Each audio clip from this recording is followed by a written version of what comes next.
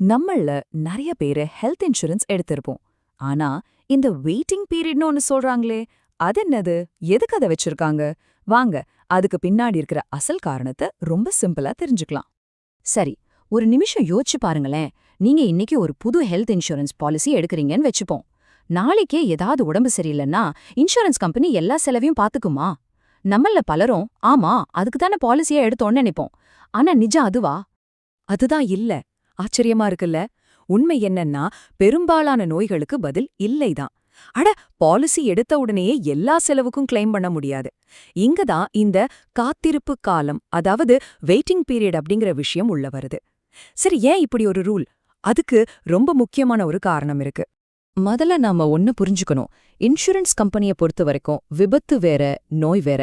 ஒரு ஆக்சிடென்ட்ங்கிறது பாருங்க எப்ப வேணாலும் நடக்கலாம். அது யாரு கையிலயும் இல்ல.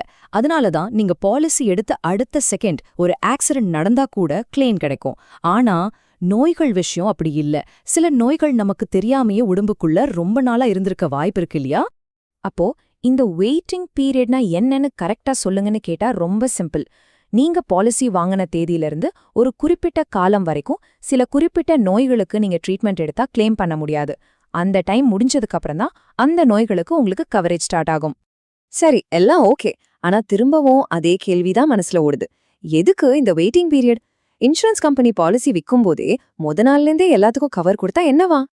இதுக்கு ஒரே வார்த்தையில பதில் சொல்லணும்னா நேர்மை.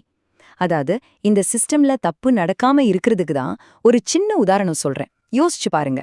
ஒருத்தருக்கு நாளைக்கு ஒரு பெரிய ஆபரேஷன் பண்ணணும்னு இன்னைக்கு தெரிய வருது. உடனே அவர் ஒரு இன்சூரன்ஸ் பாலிசி எடுத்துட்டு நாளைக்கே கிளைம் பண்ணா அது நியாயமா இருக்குமா? இந்த மாதிரி விஷயங்களை தடுக்கிறதுக்கு தான் இந்த ரூல். பொதுவா பாத்தீங்கன்னா இந்த வெயிட்டிங் பீரியட்ல 3 முக்கியமான ஸ்டேஜ் இருக்கு.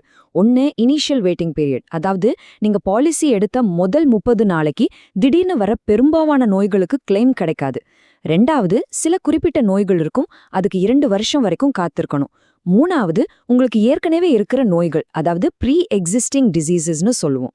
உதாரணத்துக்கு சுகர், பிபி மாதிரி. இதையெல்லாம் நீங்க பாலிசி எடுக்கும்போதே சொல்லியிருந்தீங்கன்னா அதுக்கு 3ல இருந்து 4 வருஷம் வரைக்கும் வெயிட்டிங் பீரியட் இருக்கலாம். இந்த விஷயத்த நல்லா யோசிச்சு பாருங்க. பாலிசி எடுக்கிற எல்லாரும் அவங்களுக்கு நோய் இருக்குன்னு தெரிஞ்சே எடுத்து உடனே கிளைம் பண்ண ஆரம்பிச்சா என்ன ஆகும்?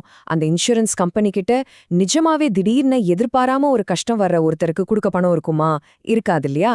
இதுதான் இதுக்கு பின்னாடி இருக்கிற முக்கியமான ஒரு லாஜிக். அப்போ நாம என்ன புரிஞ்சுக்கணும்னா, இந்த வெயிட்டிங் பீரியடுங்கிறது வெறும் கம்பெனிக்கான ஒரு ரூல் மட்டும் இல்ல, அது நம்ம எல்லாருக்கான ஒரு பாதுகாப்பு தான். அதாவது நம்ம எல்லாரும் போடுற பணத்தை சரியா பாதுகாத்து, உண்மையிலே யாருக்கு தேவையோ, யாருக்கு திடீர்னு ஒரு மெடிக்கல் எமர்ஜென்சி வருதோ அவங்களுக்கு அந்த பணம் போய் சேர்றதை இது உறுதி பண்ணுது. சோ கடைசியா இந்த ஒரு கேள்வியோட இந்த விஷயத்த முடிச்சுக்கலாம். உங்க பாலிசில நேர்மையோட பங்கு என்ன? பாருங்க, இந்த முழு இன்சூரன்ஸ் சிஸ்டமும் நம்பிக்கை, நேர்மை இது மேலதான் இயங்கிட்டு இருக்கு. நாம நம்ம உடல்நிலைய பத்தி நேர்மையா சொல்லும்போது இந்த சிஸ்டத்தை நாமளும் சேர்ந்து பாதுகாக்கிறோம். இத பத்தி நீங்க என்ன நினைக்கிறீங்க? கொஞ்சம் யோசிச்சு பாருங்க.